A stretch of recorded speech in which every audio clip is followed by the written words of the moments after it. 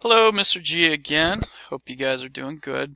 Um, so we saw some progress with the shapes today. Saw some squares. What else were we doing? Some circles and even, whoops, some triangles. So what I was thinking is I would keep uh, trying to do those shapes and try to get them to the point where he can do them a similar size.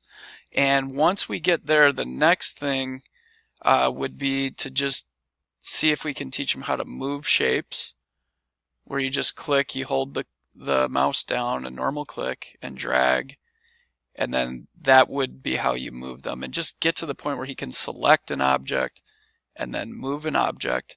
And then after that, we're ready to start doing some colors. So we could start, changing the color of a triangle, changing the color um, of the square, changing the color of this circle. Then, once they're selected, we can also start playing with the line color and making those a different color.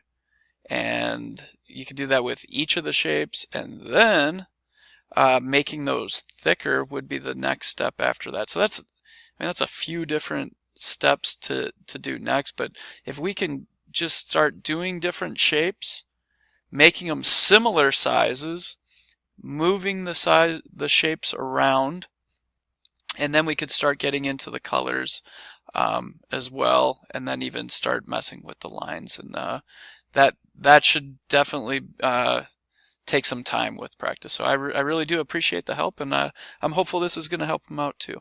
Have a great weekend.